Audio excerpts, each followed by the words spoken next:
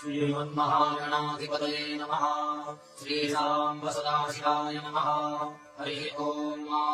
गणानाम् त्वा गणपतिम् हवामहे प्रियाणाम् त्वाम् प्रियपतिम् हवामहे निधीनाम् त्वा निधिपतिम् हवामहे वसो मम आहमजानि गर्भधमा त्वमजासि गर्भधम्मा गायत्री तिष्ठुप् जगत्यानिष्ठुप् पङ्क्त्यासः बृहत्यशनिहाककुत्सूचिभिः सम्यन्तु तदा द्विपदायाश्च त्रिपदायाश्च खड्पदाः विच्छन्दायाश्च सच्छन्दाः सूचिभिः सम्यन्तु तदा सह स्तोमाः सह छन्दस आवृतः सह प्रमारिकयः सप्तदैव्याः पूर्वेकाम् पन्थामनुदस्य धीरा अन्वारिभिरेद्यो नरस्मिन्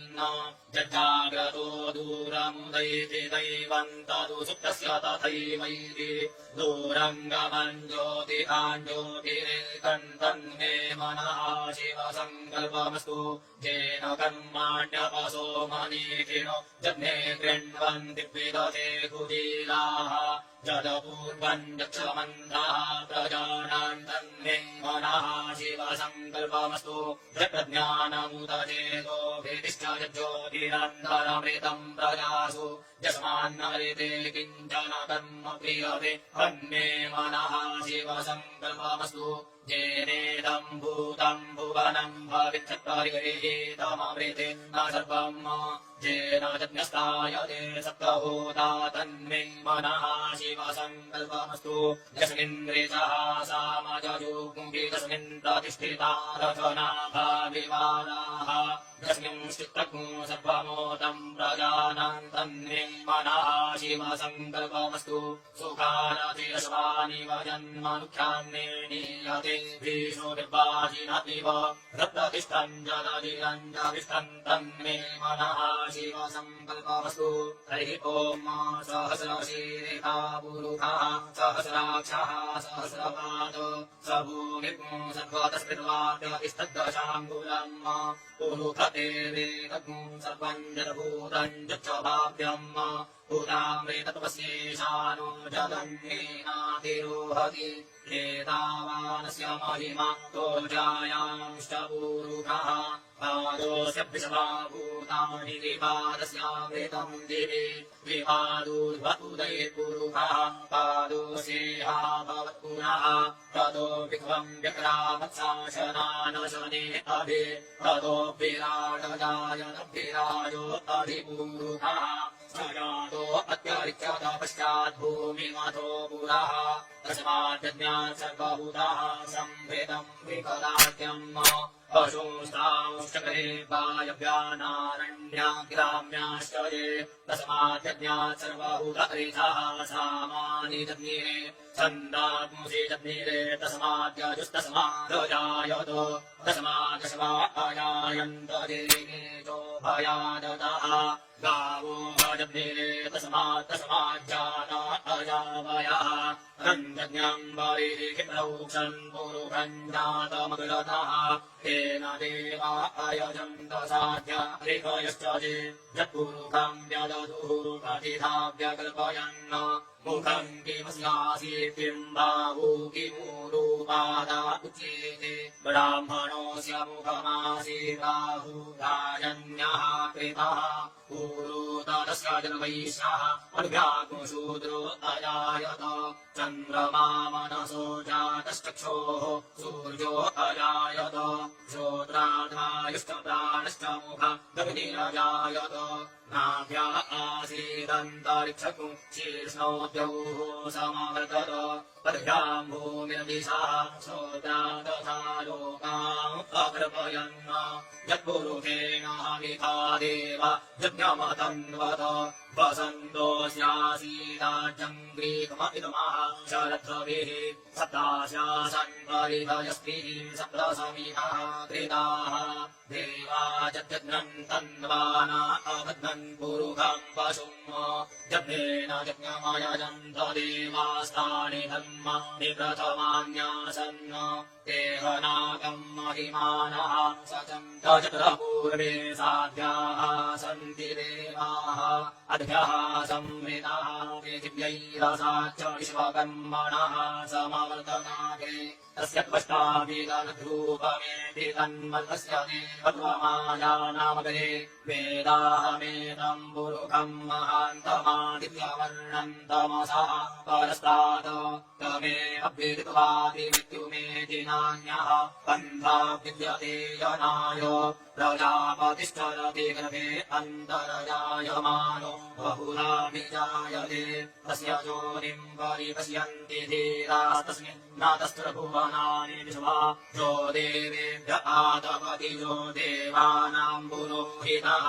पूर्वो यो देवेभ्यो जातो नमो रुचाय ब्राह्मये रुचम् ब्राह्मम् जनयन्तो देवा अग्रे तदब्रुवन्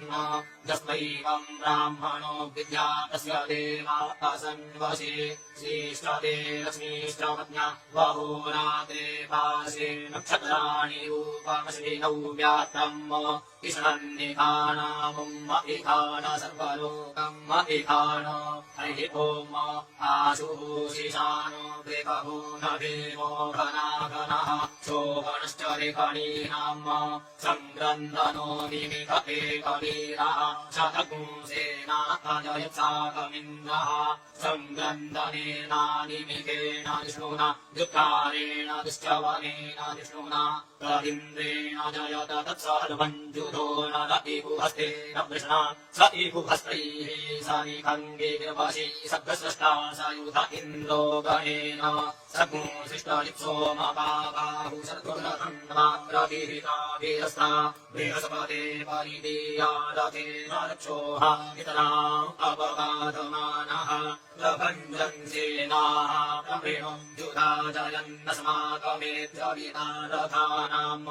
बलविज्ञायस्तविनः प्रवीरः सहस्रान् पाये सहमान उग्रः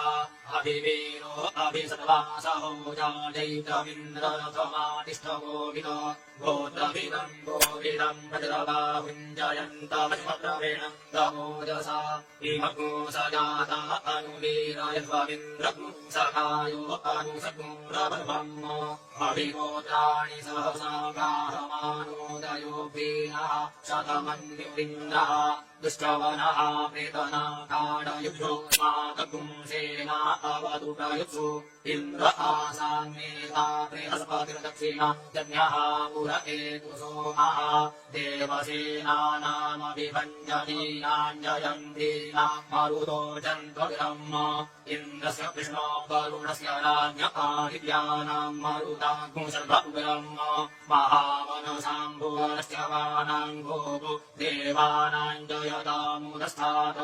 उद्धरेखयमधगन्नायुधान्युत्सत्वनामापदानाम् वनागुंसि उद्वैत्रहन्वाजिनाम् वाजिनाम् विदलथानाम् जगताम् जन्तुभोगाः अस्माकमिन्द्राः समेते कुर्वते अस्माकञ्जातिकवस्ताजयन्तु अस्माकम् वीरा उत्तरे भवन्तस्माकुदेवा अवदाहवेको अमेकाञ्चितम् प्रतिलोभयन्ति गृहाणाङ्गान्यप्रे परेः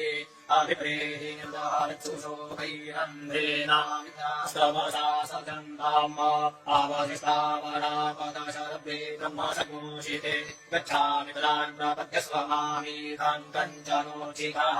प्रेता जयता नर इन्द्रो महासन्मजच्छतु उग्रावः सन्तु गावो न विद्याजथा सत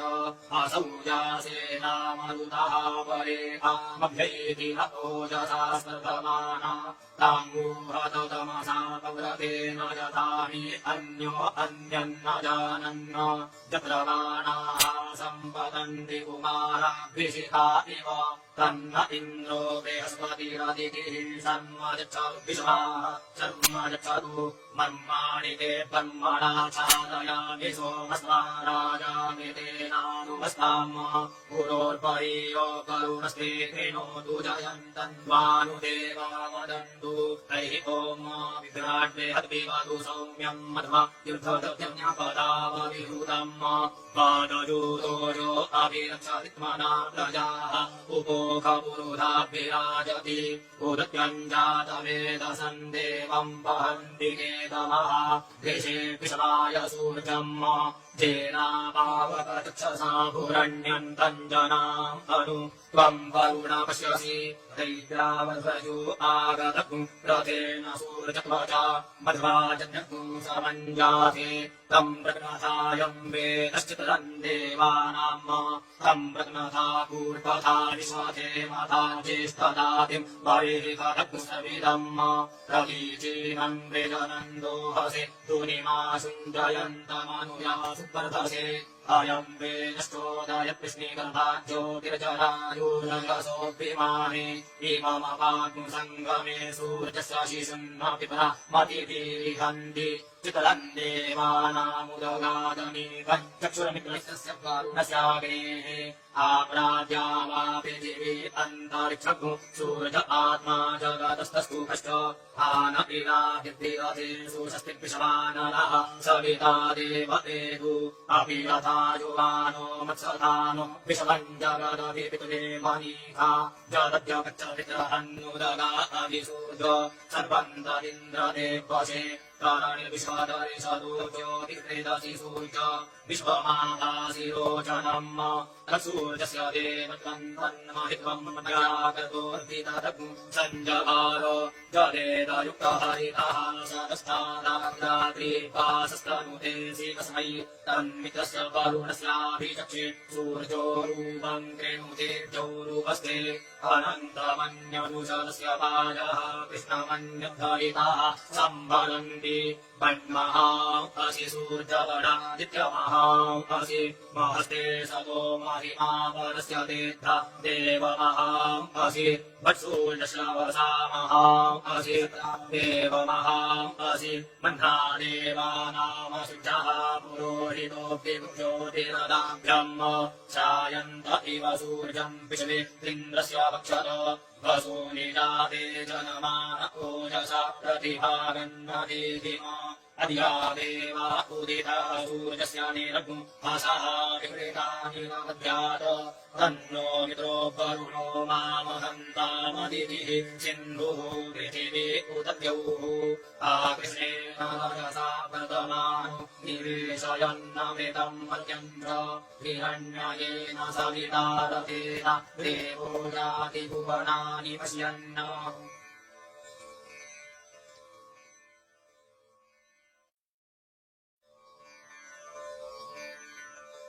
हरिः ओम् ॐ भूः ॐ भुवः ॐ स्वाहा ॐ नमस्ते रुद्रमन्यवपुतो रविहवे नमः बाहुभ्यामुदौ ते नमः जाते रुद्रशिवा तनूरघोरा पापकाशिनी तयानस्तन्वासन्तमया गिरिशन्ताभिचाकशीः जामि कुङ्गिरिशन्तहस्ते विहर्षस्तवे शिवाङ्गिरताम् कुरु माहि कुंसीः पुरुखम् जगद शिवेन प्रशसात्वा गिरिशाच्छापदामसि यथा नः सर्पमिज्जगदयक्ष्मग्नु सुमना असर अध्रवोचरधिवक्ता प्रथमो दैव्योऽभिखग अहिंश्च सर्वाञ्जम् भयम् सर्वाश्च नातु धान्यो धराजीः परासुव असौ यस्ताम्रो अरुण उदभ्रुः सुमङ्गलः ये चैरग्मुर्गला अभितो दिक्षु श्रिताः सहस्रशो वैकाग्मुहे हवीमहे असौ जो वसर्पतिनीलग्रीवो विरोहितः उदैनम् गोपा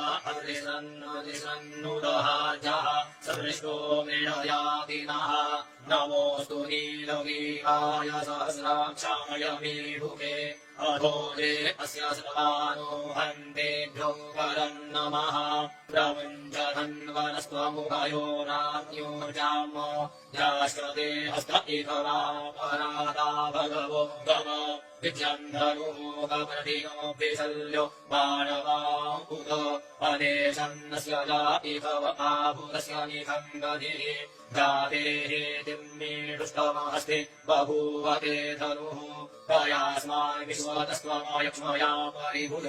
परितेधन्वनो हेति तस्मान् त्रेणक्तु विश्वतः अथो य इभूतिस्तवारे असमन्निधेहितम्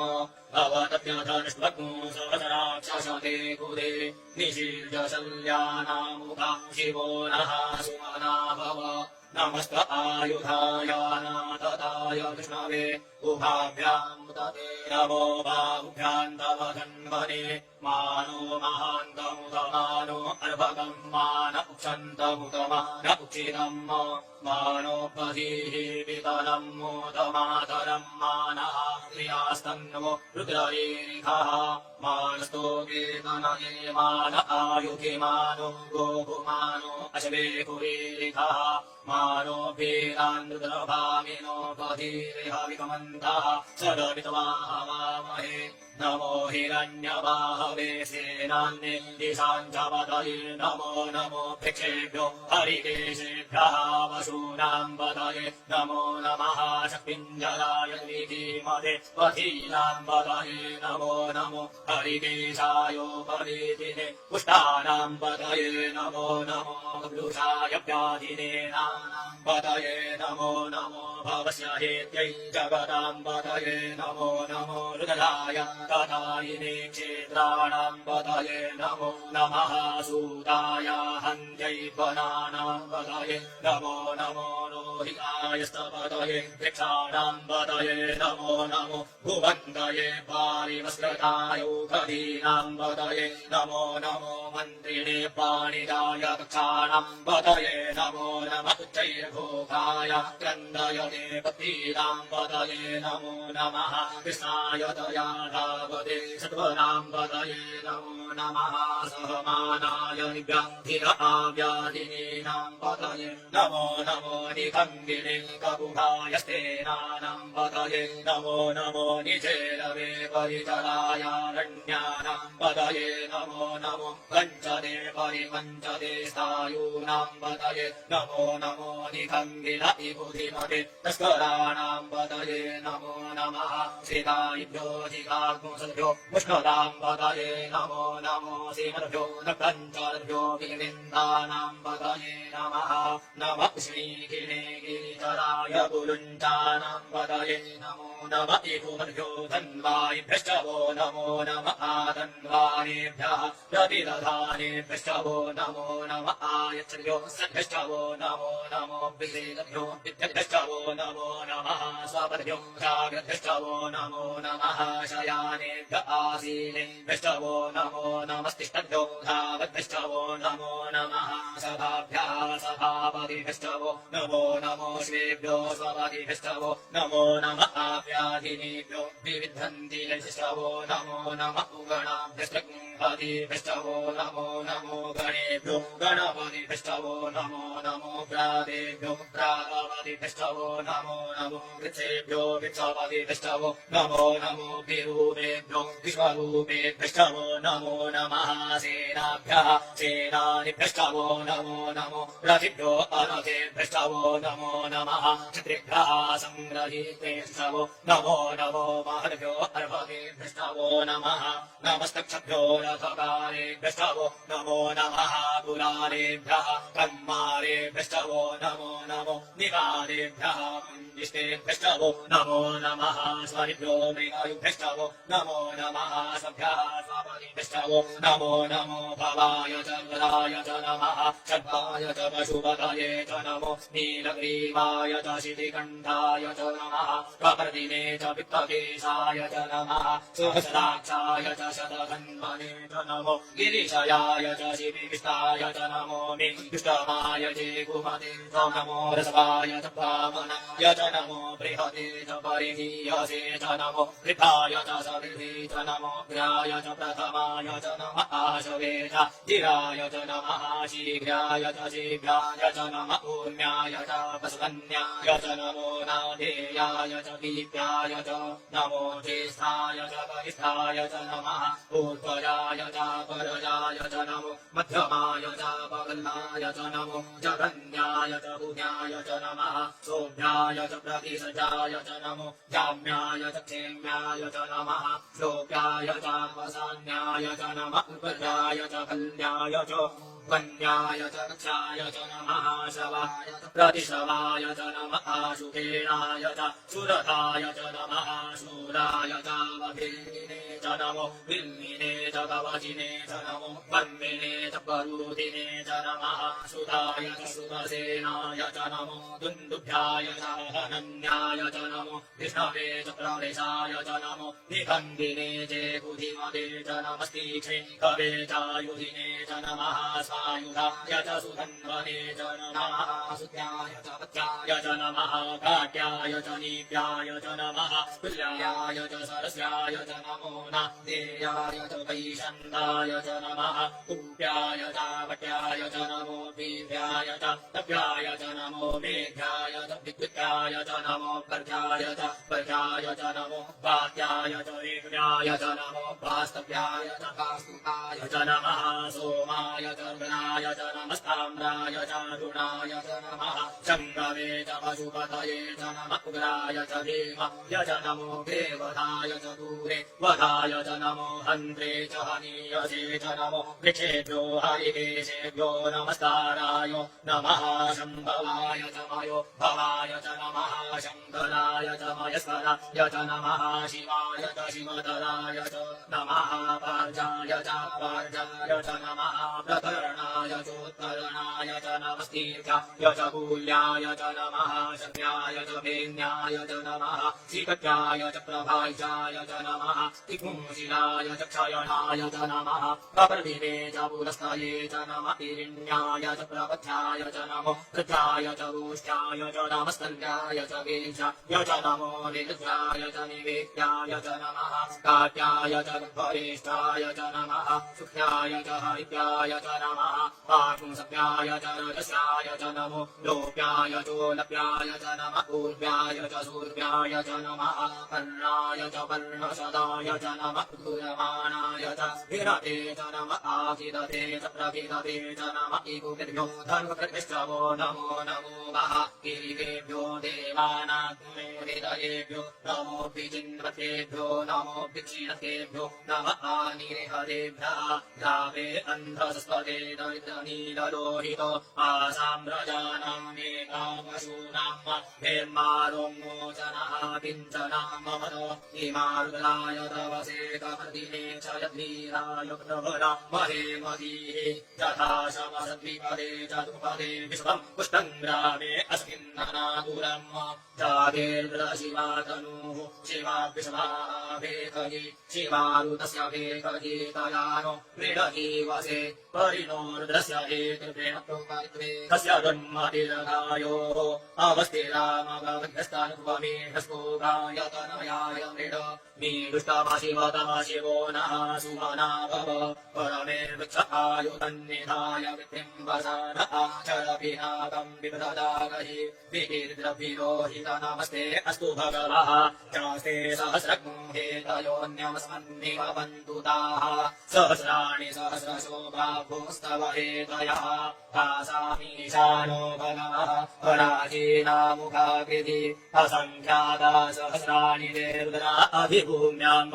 एकाकु सहस्रयोजने पतन्वानि तन्मसि अस्मिन् महत्यर्णवेन्दरिक्षे भवादि एकाकु सहस्रयोजने पतन्वानि तन्मसि नीलग्रीवाशितिकण्ठादिवरुद्रा उपश्रिताः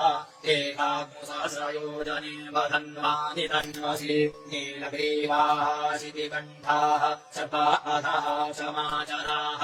एकाकु सहस्रयोजने सहस्रयोजने वधन्वानि तन्मसि जे वृक्षे कुशपिञ्जराणि ग्रीवभिरोहिताः एकादशसहस्रयोजने वधन्वानि तन्मसि जे भूतानामधिपतयोऽपि शिखासः कपर्दिनः एकादशसहस्रयोजने वधन्वानि तन्मसि जे पथाम्बतिरक्षय ऐलविदायुजुधः एकादशसहस्रयोजने वधन्वानि तन्मसि जे तीर्थानि प्रचरन्ति शिखास्तानि कम्बिनः एकादशसहस्रयोजने वधन्वानि तन्मसि जे ने कुपि विद्धन्ति पात्रे कुपिबतो जनान्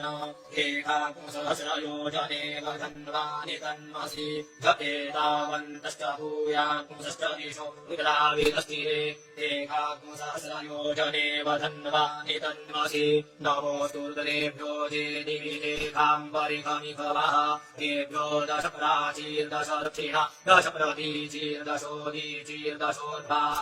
तेभ्यो नमो अस्तु ते नो बन्तु ते नो प्रेडयन्तु ते चन्द्रिमोजश्च नो द्वेष्टितमेकाञ्जम्बे धर्मः नमोऽस्तुर्दरेभ्यो जेऽन्तरिक्षे जेकाम्बादमिकवः तेभ्यो दश प्राचीर्दश दक्षिणा दश प्रतीचीर्दशोदीचीर्दशोर्ध्वाः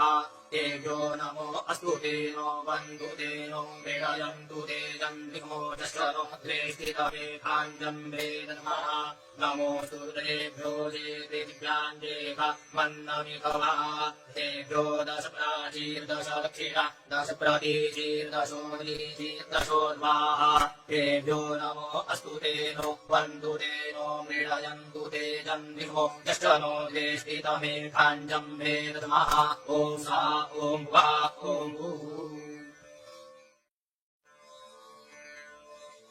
हरिः ॐ भयगुंसो प्रदेतावानस्तनूः विव्रतः प्रजावन्तः सचेमहि एषते रुद्रभागः सहस्राम्बिकया तञ्जुहस्वस्वाहैकते रुद्रभाग आकुस्ते पशुः अवरुद्रमहीमैषवदे मन्त्र्यम्बकम्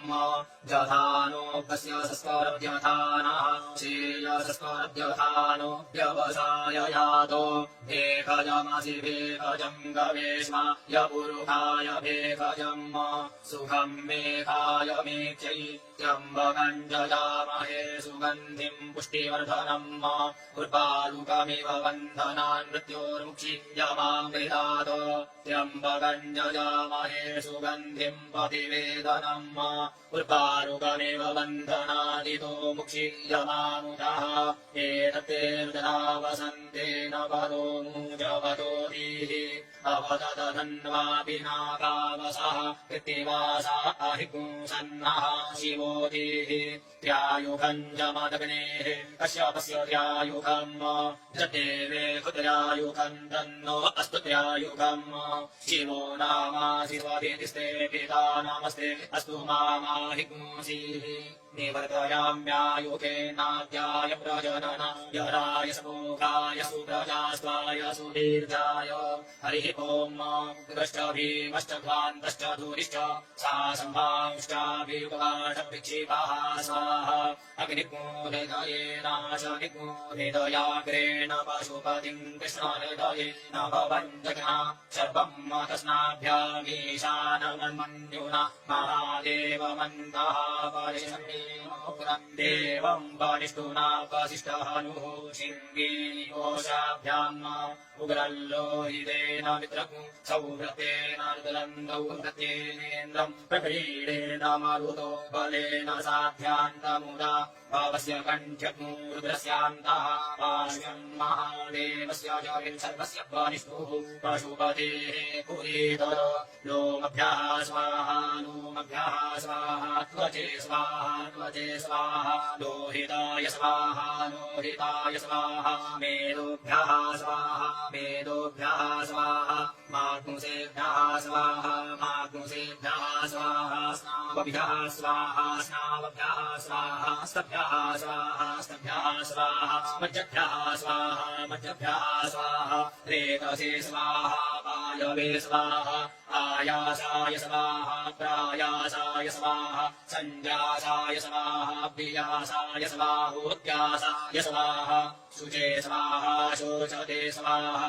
शोचमानाय स्वाहा शोकाय स्वाहा तपसे स्वाहा तप्यते स्वाहा तप्यमानाय स्वाहा तप्ताय स्वाहा ब्रह्माय स्वाहा निकृत्यै स्वाहा प्रायश्चित्यै स्वाहा भेषजाय स्वाहा जमाय स्वाहा अन्धकाय स्वाहा मृत्यवे स्वाहा ब्रह्मणे स्वाहा ब्रह्महत्यायै स्वाहा विषवेभ्यो देवेभ्यः स्वाहा द्याव पृथिवीभ्यः स्वाहा हरिः ॐ प्रायश्च मे प्रसवश्च मे प्रयातिश्च मे प्रसीदिश्च मे धीतिश्च मे क्रतुश्च मे स्वरश्च मे श्लोकश्च मे श्रवश्च मे श्रुतिश्च मे ज्योतिश्च मे स्वश्च मे जन्मेन कल्पन्ताम् प्राणश्च मे बालश्च मे ज्ञानश्च मे सुश्च मे चित्तम् च आदिकम् च मे वाक् च मे मनश्च मे चक्षुश्च मे श्रोत्रम् च मे दक्षश्च मे बलम् च मे जन्मेन कल्पन्ताम्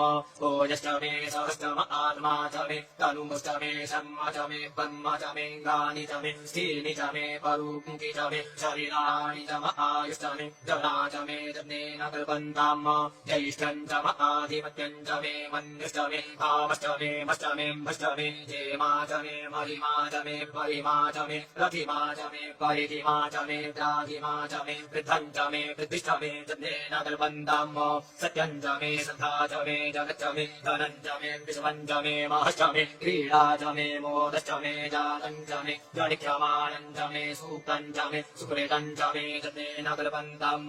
मृतम् च मे मृतम् च मे यक्षम् च मे नामयुश्च मे जीवातुश्च मे दीर्घायुतम् च मे नामितम् च मे भयम् च मे सुखम् च मे शयनम् च मे सुखा च मे सुदिनम् च मे जन्मेन कल्पन्ताम् जन्ता च मे हृदा च मे क्षेमश्च मे धृतिश्च मे विश्वम् च मे महश्च मे संविश्च मे ज्ञातम् च मे सुश्च मे प्रसूश्च मे क्षीरम् च मे लयश्च मे जन्मेन कल्पन्ताम् शम् च मे मयश्च मे प्रियम् च मे नुकामश्च मे कामश्च मे सौमनसश्च मे भगश्च मे द्रविणम् च मे भद्रम् च मे श्रेयश्च मे पसीयश्च मे यशश्च मे जन्मेन कल्पन्ताम् उच्च मे सुन्दरिता च मे पयश्च मे रसश्च मे कृतम् च मे मधु च मे सन्धिश्च मे सप्रीतिश्च मे प्रीतिश्च मे वृष्टिश्च मे चैतम् च और्भिद्यम् च मे जन्मेन कल्पन्ताम् रयिश्च मे रायश्च मे पुष्टम् च मे पुष्टिश्च मे विभु च मे प्रभु च मे पूर्णम् च मे पूर्णतरम् च मे भूयवम् च मे चिदम् च मे नम् च मे क्षु च मे जन्मेन कल्पन्ताम्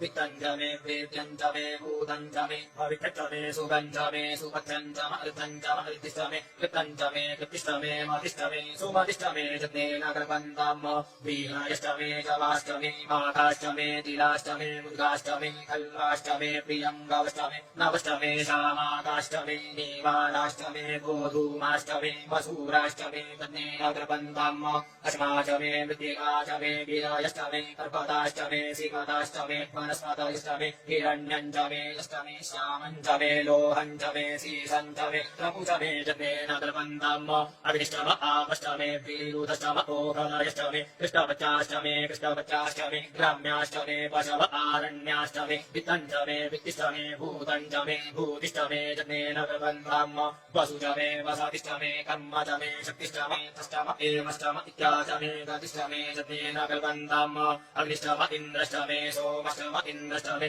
सविता च म इन्द्रश्च मे सरस्वती च म इन्द्रश्च मे ऊहा च म इन्द्रश्च मे बृहस्पतिश्च म इन्द्रश्च मे जन्मेन कल्पन्ताम् मित्रश्च म इन्द्रश्च मे वरुणश्च म इन्द्रश्च मे धाता च म इन्द्रश्च मे त्वष्टा च म इन्द्रश्च मे मरुतश्च म इन्द्रश्च मे विश्वे च मे देवा इन्द्रश्च मे जन्मेन कल्पन्ताम् पृथिवी च म इन्द्रश्च मेऽन्तरिक्षम् च म इन्द्रश्च मे यौश्च म इन्द्रश्च मे समाश्च म इन्द्रश्च मे नक्षत्राणि च म इन्द्रश्च मे दिशश्च म इन्द्रश्च मे जन्मेन कल्पन्ताम् अग्मुषश्च मे रश्मिश्च मे दाभ्यश्च मे दीपतिश्च म उपाग्मुषश्च मेऽन्तर्यामश्च म ऐन्द्रवायवश्च मे वैदा वरुणश्च म आश्विश्च मे प्रतिप्रस्थानश्च मे शुक्रश्च मे मन्थी च मे जन्मेन कल्पन्ताम् आग्रायणश्च मे वैश्वदेवश्च मे ध्रुवश्च मे वैश्वानरश्च म ऐन्द्राग्नश्च मे महावैश्वदेवश्च मे मर्वतीयाश्च मे केवल्यश्च मे सावित्रश्च मे सारस्वतश्च मे पार्थिवतश्च मे आर्योजनश्च मे जन्मेन कल्पन्ताम्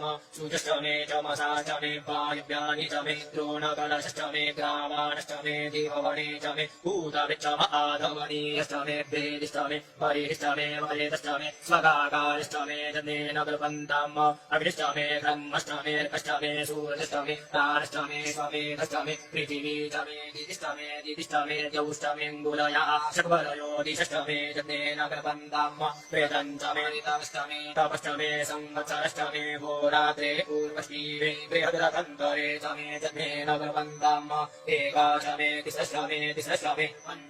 पञ्चचमे सप्तचमे सप्तचमे नवचमे नवचम एकादशचम एकादशचमे त्रयोदशचमे त्रयोदशचमे पञ्चदशचमे पञ्चदशचमे सप्तदशचमे सप्तदशचमे नवदशचमे नवदशचम एकविंशतिश्चम एकविंशतिश्चमे त्रयोविंशतिश्चमे त्रयोविंशतिश्चमे पञ्चविंशतिश्चमे पञ्चविंशतिश्चमे सप्तविंशतिश्चमे सप्तविंशतिश्चमे नवविंशतिश्चमे नवविंशतिश्चम एकविंशतिश्चम एकविंशतिश्चमे त्रयस्विंशतिश्चमे जनेन कल्पन्ताम् चतुर्श्चमे ष्टौचमे ष्टौचमे द्वादशचमे द्वादशचमे षोडशचमे षोडशचमे विंशतिश्चमे विंशतिश्चमे चतुर्विंशतिश्चमे चतुर्विंशतिश्चमे अष्टाविंशतिश्चमे अष्टाविंशतिश्चमे द्वात्रिंशतिश्चमे द्वात्रिंशतिश्चमे षट्त्रिंशतिश्चमे षट्त्रिंशतिश्चमे चत्वारिंशतिश्चमे चत्वारिंशतिश्चमे चतुश्चत्वारिंशतिश्चमे चतुश्चत्वारिंशतिश्चमे अष्टाचत्वारिंशतिश्चमे जनेन कल्पन्ताम्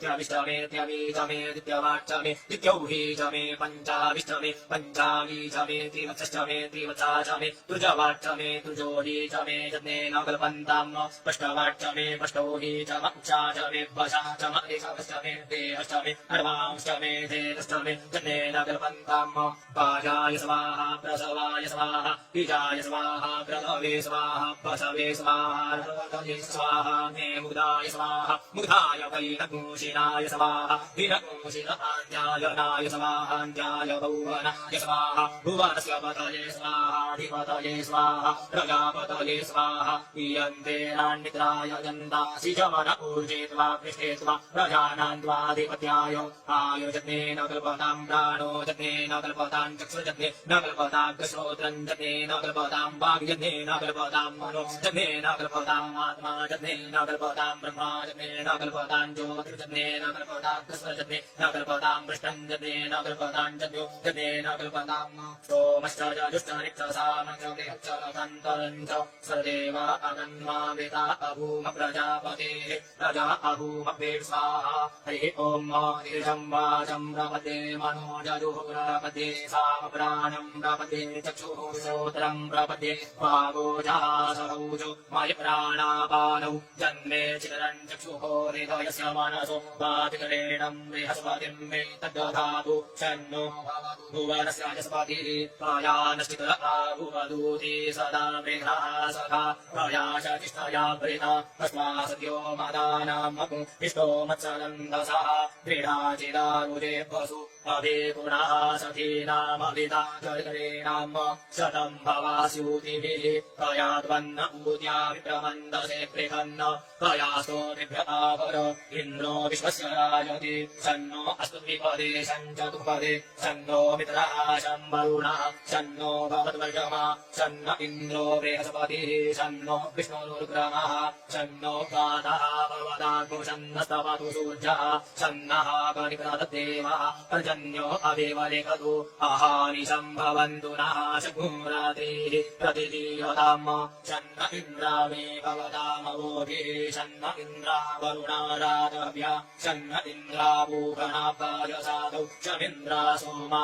सुविताय शञ्जोः शन्नो देवी रविष्टय आपो भवन्तु पीतले शञ्जोरभिस्रवन्तु नः स्योना पृथिविनो भवान्निक्षरा निवेशनि यच्छानः शम्मसप्रथाः आपोरिष्टामयो भुवस्तान ऊर्जेदधातन महेदनाय चक्षसे जो वः शिवतमो रसस्तस्य भाजयते हनः कुशतीरिव मातरः तस्मा अरङ्गमामवो यस्य क्षयाय जिन्वथ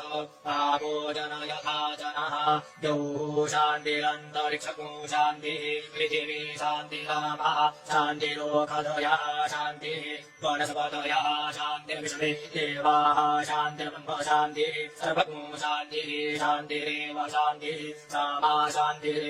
शान्तिरेरिर्मोहमा मित्रसमा चक्षुषा सर्वाणि भूतानि समीक्षन्तम् मित्रस्याहं चक्षुषा सर्वाणि भूतानि समीक्षे मित्रस्य चक्षुषा समीक्षामहे हृदे दृग्मोहमा जोक्ते सन्दिशिजीव्या संयोक्ते सन्दिशिजीव्यासम् नमस्ते हरसे शोचिके नमस्ते अस्मजिके अन्यास्ते अस्मत्तबन्धुहेतयः भावगो अस्मभ्यं शिवो भव नमस्ते अस्तु विद्युते नमस्ते स्तन इग्नवे नमस्ते भगवन्नस्तु यतः स्वः समीहसे यतो यतः समीहसे ततो नो अभयं गुरु शन्नः गुरुप्रजाभ्यो भयन्नः पशुभ्यः सुमित्रियान् आपकोहदयः सन्तु दुन्मित्रिया तस्मै सन्तु जोस्मान् वेष्टियन् जपयन् विग्मः तच्चक्षुरदेवहितं पुरस्ताच्चुरमुच्चरत पश्येम शरदः शतं जीवेम शरदः शतं शृणुयाम शरदः शतं प्रब्रवाम शरदः शतमदीनाः स्याम शरदः शतं भूयश्च शरदः